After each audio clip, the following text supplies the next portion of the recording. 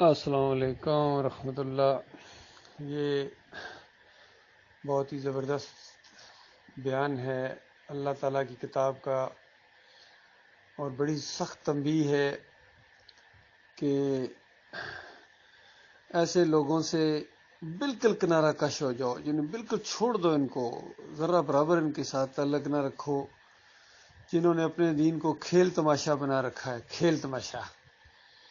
اور دنیوی زندگی نے انہیں دھوکے میں ڈال رکھا ہے۔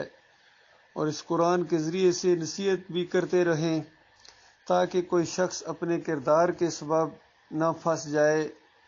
کہ کوئی غیر اللہ اس کا مددگار ہوگا، نہیں مددگار ہوگا، یعنی اس انداز سے بات بیان کی جا رہی ہے، غیر اللہ پھر اس کو نہیں بچا سکے گا،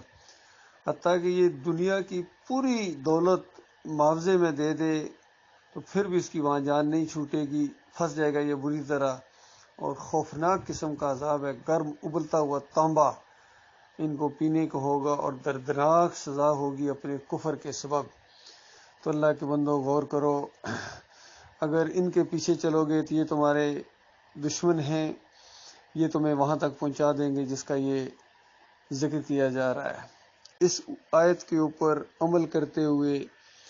ہم لوگوں نے ان سارے مسلک پرستوں کو اور فرقوں کو چھوڑا تھا جو کسی نہ کسی شکل میں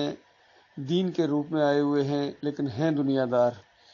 بریلوی ہوں، دیوبندی ہوں، اہل حدیث ہوں، یہ سلفی ہوں، سب دین کے اوپر اجرت لیتے ہیں اور عقیدے بھی سب کے خراب ہیں، اس وجہ سے چھوڑا تھا۔ اب یہی چیز اگر اپنے کسی قریبی جس کے ساتھ بڑا تعلق رہا ہو اس کے اندر آ جائے تو بجائے اس کو کیوں نہیں چھوڑا جائے گا۔ اسی اصول کے تحت محمد حنیف کے اندر جب یہ شرک آیا اور اس نے ڈنڈے کے زور سے جماعت کے اندر نافذ کیا سجدہ تعظیمی کا شرک، اور اپنی تفسیر دعوت القرآن کے سورہ یوسف کی تفسیر جب کی انہوں نے 100 نمبر آیت کی، تو یہ الزام لگایا پورے خاندان یعقوب علیہ السلام کے اوپر کہ انہوں نے، یعنی مشکلوں مصیبتوں کا وقت جب ختم ہو گیا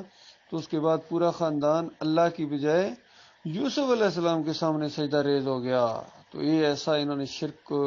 نہ صرف شرک بلکہ ایک نبی کے اوپر، دو نبیوں کے اوپر الزام، دو نبیوں کے اوپر، یوسف علیہ السلام کے اوپر بھی الزام ہے کہ انہوں نے سجدہ کروایا، اور یعقوب علیہ السلام کے اوپر الزام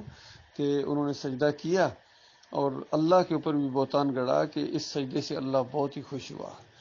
اندازہ لگائیے، ہر دور کے اندر اللہ تعالیٰ لعنت بھیجتا رہا ان سجدہ کرنے والوں کو۔ لعن اللہ الیہود والنصارى اتخذوا قبور الانبیاء والصالحین مساجدا۔ نبی علیہ السلام نے فرمایا اللہ نے لعنت بھیجی ہے، یا لعنت بھیجے، لعنت کرے اللہ تعالیٰ ایسے لوگوں کے اوپر، ایسے لوگوں کے اوپر اللہ کی لعنت جنہوں نے اپنے انبیاء اور صالحین کو اور ان کی جو قبروں کو سجدہ گاہ بنا لیا۔ تو جب کسی کی قبر کو سجدہ کرنا جائز نہیں ہے مرنے کے بعد، تو زندگی میں اس کو سجدہ کرنا کیسے جائز ہو سکتا ہے؟ اتنی بات تمہاری سمجھ میں نہیں آتی؟ یہ کہنا کہ پچھلی شریعتوں میں جائز تھا، پچھلی شریعتوں میں جنہوں نے سجدے کیے ہیں ان کے اوپر لعنت بھیجی گئی تھی، کسی شریعت میں یہ جائز نہیں رہا ہے، حرام ہے، نجس ہے، شرک ہے، خارج از امکان ہے، یہ لکھا ہوا تھا عبداللہ 17 کے اندر، اور جو اس وقت خارج از امکان تھا اب ان کے لیے عین ایمان بن گیا ہے۔ تو انہوں نے اپنے دین کو کھیل تماشا بنا لیا ہے۔ اس زمرے میں یہ آتے ہیں محمد سعید کا گروپ اور یہ حنیف کا گروپ، پھر یہ دوسرے بھی اسی راستے کے اوپر چلے ہیں، ان کو بھی روک رہے ہیں کہ وہی انداز تم نے اختیار کر لیا ہے۔ یہ اختر بیگ نے، دائیوں نے اور یعقوب علی نے وہی انداز، اسی طریقے سے یہ جو کچھ برا ان کو لگا کرتا تھا محمد حنیف سے، وہی کچھ انہوں نے اپنے ساتھیوں کے ساتھ کیا ہے۔ اور اب یہ سب سے زیادہ اگر اس کھیل تماشا کسی نے دین کو اور مناظرہ بازی والے انداز میں لیا ہو تو یہ فیاض محمود باجوہ ہے، جور آباد والا۔ یہ انگلیوں پر نچا رہا ہے ان بدر صاحب کے بیٹوں کو، اور اس طریقے سے مذاق اڑا رہا ہے دین کا، اور خاص کر جو کریم ہے علم کی، ڈاکٹر عثمانی رحمۃ اللہ علیہ کے سوال و جواب، کہتا ہے میں تو کم از کم ان کو آن نہیں کرتا ہوں، اور تو آن کرنے والا ہوتا کون ہے بھائی؟ کہتا ہے میں اپنے سر نہیں لیتا ہوں، میں اپنے سر، جیسے ایسا لگ رہا ہے کہ اس کو کہا گیا ہے کہ آپ اس کی ذمہ داری لے لیں، نہیں تو پتہ نہیں نظام کائنات بکھر جائے گا۔ تو تم سر لو، تمہارا سر اس لائق ہی نہیں ہے، تم نہ ان کو سر لو، سوال و جوابات کو جتنے لٹریچر کے علاوہ۔ ہم ڈاکٹر صاحب کے چونکہ ساتھی ہیں، ہم ان کو آن بھی کرتے ہیں، ہم ان کو اپنے سر لیتے ہیں، اور ہر جگہ جو ہے جو بھی اس کا کوئی مخالف ہے یا جس انداز سے اگر کسی کو پرابلم ہے تو ہم اس سے بات چیت بھی کرنے کے لیے تیار ہیں، ان کو بتائیں گے کہ بالکل قرآن و حدیث کے مطابق ہیں، یہ مومنانہ تفسیر ہے قرآن اور حدیث کی، تو اگر تمہارے دماغ کے اندر خرابی ہے تو تم اس کے ذمہ دار ہو، اور ہم تو اللہ کی کتاب کو اس طرح مانیں گے جس طرح صحابہ کرام نے اس کو مانا ہے، اور اہل علم نے اس کی صحیح تشریح کی ہے کہ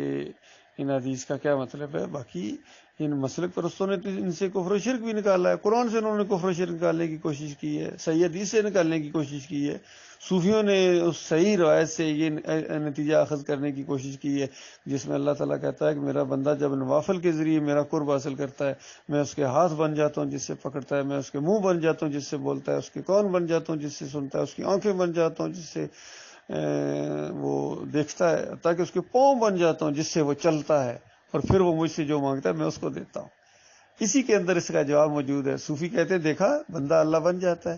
تو صوفیوں کے دماغ کی خرابی ہے، حدیث کی خرابی نہیں ہے۔ حدیث کا صاف مطلب اسی کے اندر آخری حصے میں اس کا جواب ہے۔ اللہ تعالیٰ فرماتا ہے پھر وہ جو مجھ سے مانگتا ہے میں اس کو دیتا ہوں، یعنی وہ اللہ نہیں بن جاتا ہے، میرا بندہ ہی رہتا ہے۔ تو اس کا معنی یہی سب نے محدثین نے بیان کیا، سب نے نیک لوگوں نے یہی کہ اس کا مطلب یہ ہے اس کے ہاتھ پاؤں منہ ناک کان اللہ کی نافرمانی میں استعمال نہیں ہوتے، اس کے پاؤں اللہ کی نافرمانی میں نہیں اٹھتے ہیں، یہ مطلب ہے کہ اللہ وہ اپنے طرف اس کو منسوب کر دیتا ہے، اب بندہ اللہ نہیں بنتا ہے۔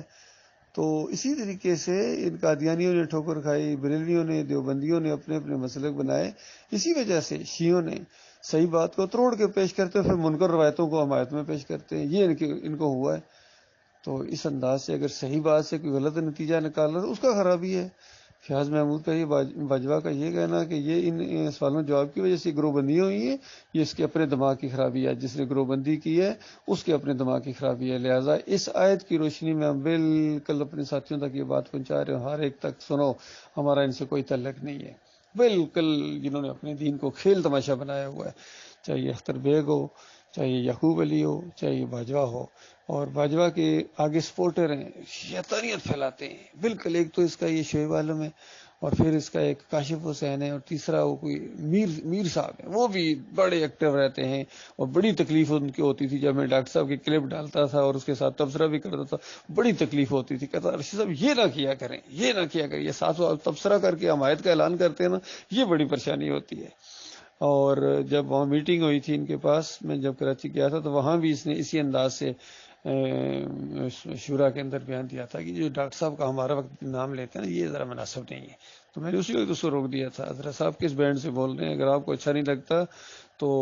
ہمیں تو اچھا لگتا ہے۔ اور انہی جیسے لوگوں کو میرا صاحب نے کہا تھا کہ ہم لیں گے اور اتنا لیں گے کہ تمہیں ہیضہ کرا دیں گے۔